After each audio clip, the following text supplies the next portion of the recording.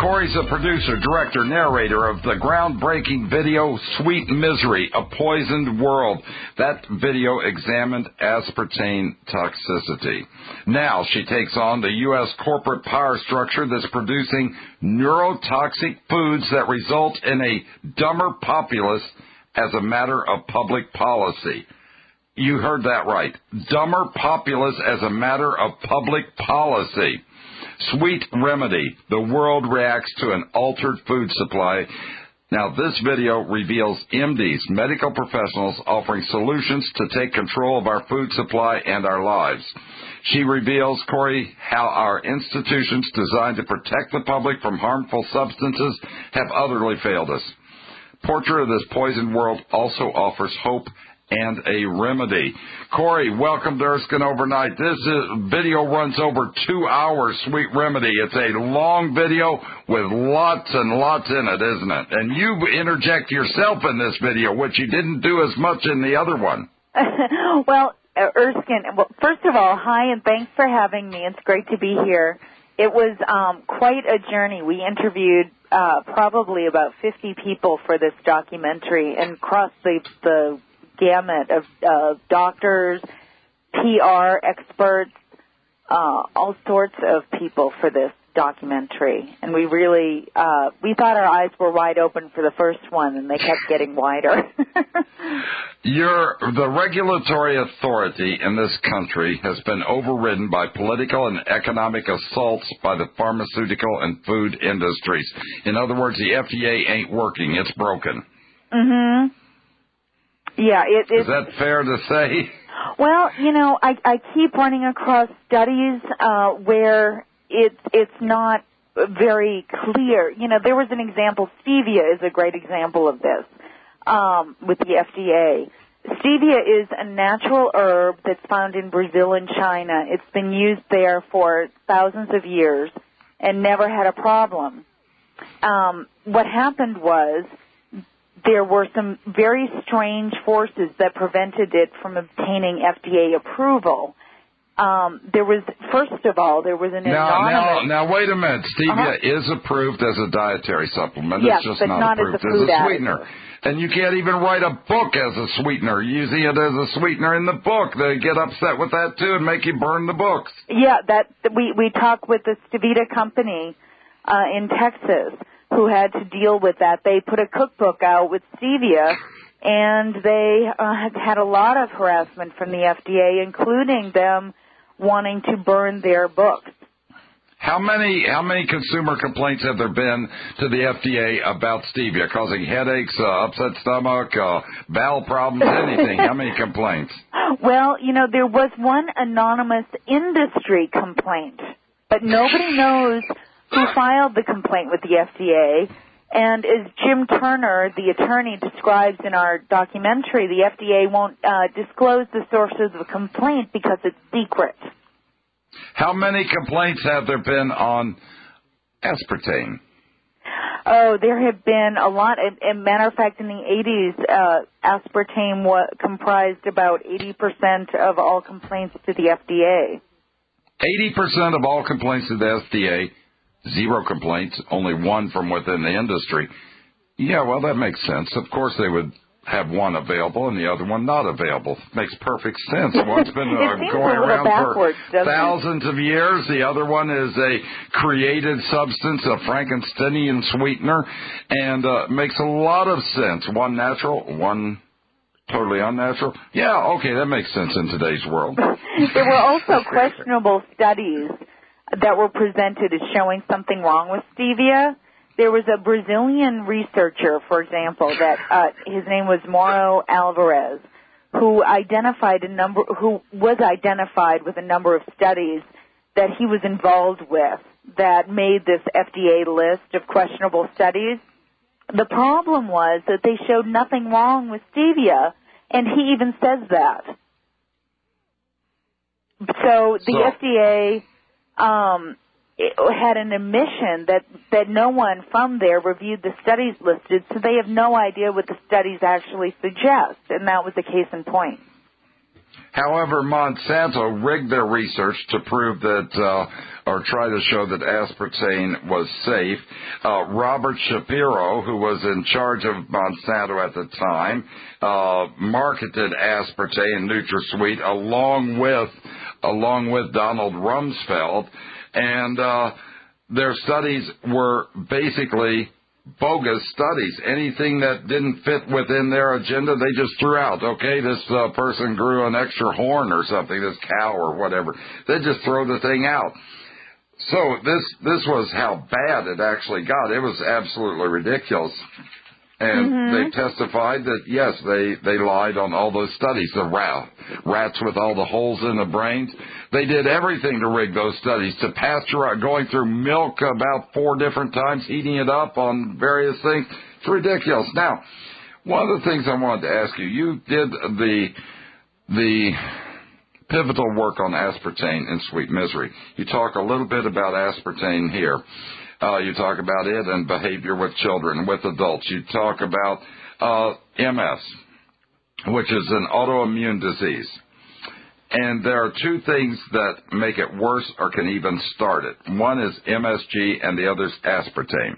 Now, naturally, since those 2 are proven beyond a reasonable doubt that they have had a deleterious effect on the drug multiple sclerosis. The MS Society obviously has looked at this research, and they're telling people if you have MS, get off of aspartame, stay away from MSG, aren't they? I wish they would. You know, Dr. Blaylock, who's in our documentary, says that they've been told. But you know, it's falling on deaf ears, I guess, when there are industry ties and a lot of money, then it can make a big difference. So, in other words, the MS Society is doing nothing to alert people of the danger of aspartame, that even either starting MS or it worsens MS. They're doing nothing with that. They're also not talking to people about Parkinson's, how that it has an effect on Parkinson's. It has been increasing cancer, Graves' disease, hyperthyroidism, which is basically Graves' disease, and both aspartame and MSG. Now, I'm not getting any MSG because I'm not eating a whole lot of Chinese food. I'm not going to restaurants that serve MSG, and that's the only place you can get MSG, isn't it, off of Chinese food? I wish that were true, too, but unfortunately... Well, you know, a lot of people believe that. I believed it before I saw your video. I thought, okay, you only get that MSG in Chinese food. I can't eat Chinese if they put that MSG in there. I get a headache afterwards. A lot of people do get headaches. That's initially what they get from MSG, right? Yeah, but foggy thinking, foggy brains, headaches are some of the earlier symptoms that some of the doctors we've talked with have correlated with MSG or aspartame toxicity. Unfortunately, God, I must be toxic. My brain gets foggy every now and then. Well, you're probably having MSG and not realizing it. Where would I get it? I'm not adding it to anything. Well, let's talk about that. Where are you getting MSG if you're not eating Chinese, where they used a lot of it, and you're not using it, and where are you getting it from? More when we get back with Cori Brackett, and the video is called Sweet Remedy.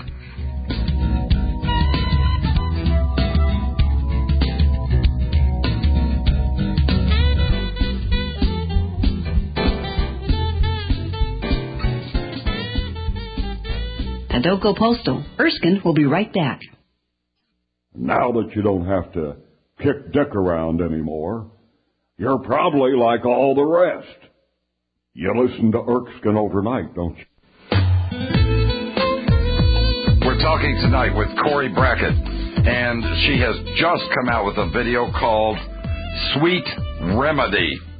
An astonishing video talking about our food supply and how it's poisoning us. One of the things that she's remarking about in the video is MSG, monosodium glutamate.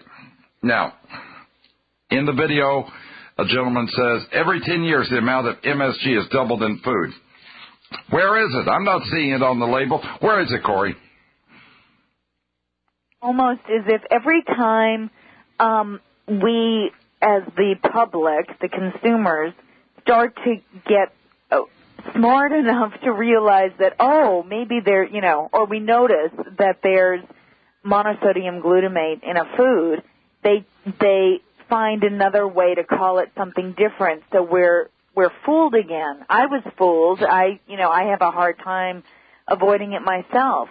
Some of the things that it's actually hidden in, according to truthandlabeling.org, which is a nonprofit dealing with MSG and its dangers. It's actually founded by a gentleman called Jack Samuels, who lost consciousness, I think it was over 30 times from MSG. He is arguably one of the most sensitive, if not the sensitive, most sensitive person in the world to the substance. And his website says that textured protein, it's in yeast nutrient, autolyzed yeast, hydrolyzed protein, yeast extract. So and that's just a few of them. It's in a lot of different things. So if it says texturized vegetable protein, it's probably got MSG. The other one that is one where it probably has MSG if it says natural flavoring. And I'm thinking, natural? Well, that's good. Natural flavoring, that's good. It's natural. It's not anything synthetic. It's natural. Mm-hmm. And he said, natural doesn't mean anything. Get real. He's looking at you, he said, natural's a buzzword. It means nothing. It's sort of like organic anymore. It doesn't mean anything. Yeah, they've taken the meaning out of a lot of those types of terms nowadays. So it's very difficult. You really have to be an on-guard consumer to know what it is you're ingesting. Are we having foods tampered with? And I noticed there was just a little blurb in the video Sweet Remedy where it said in the Orient they modified rice to cause miscarriages, which would limit the population. So foods, various places are obviously being tampered with. Are they doing this on purpose to dumb down the population? Are they purposefully putting this? Why would they put MSG in your food? Because it's addictive or something? Well, I've given this a lot of thought, and the way I look at it is it's a complicated issue, but one way to understand the goals of some of these corporations is to look at their behavior overseas, like you were talking about with China. You typically, and they were hoping to do that, by the way, over there. I don't think they ever actually got a chance to do that, at least on the surface. But you typically see these mandates through U.S. trade agreements that force unsuspecting consumers to be exposed to unmerited claims found in bogus TV drug ads, prompting us to ask our doctors. In the U.S. alone, but there's like hundreds of millions of dollars spent on propaganda and advertising just here. MSG and aspartame seem to have the common outcome of creating difficulty in forming thoughts. That fuzzy thinking that we were talking about? Sure. This creates an abnormal, unnatural dependence on authority figures assigned the task of thinking for you. So we're looking at those people to tell us basically what to think. One of the most succinct moments in our film is when we talk with Noam Chomsky, and he reminds us that the original intent of our country's founders was to benefit the wealth of the nation, the property owners. The rest of the population were to remain scattered, meaning not united or disjointed, which, is something that we're not really talking about much today. But yet today this couldn't happen without the use of drugs, heavy propaganda, and neurotoxic food additives. Mind control has taken a more aggressive form when you look at what's going on in the schools.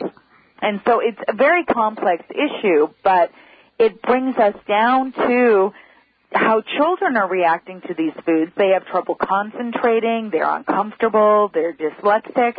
So what do they do in the schools? They label them as ADHD and prescribe them Class 2 narcotics, which is in the same category as morphine, cocaine, or heroin. This is what we're giving to our children in some of these, or the equivalent category in some of these drugs.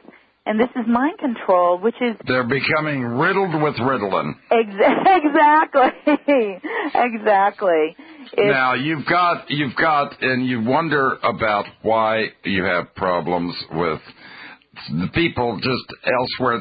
They just really want to have the same standard of living the U.S. is, and that's why they're attacking us, because, we've got it all and they want it. Well, it seems like if you look into this a little bit closer, there's a little more to it than that. The U.S. agenda is to push genetically modified foods, and they did that in Iraq.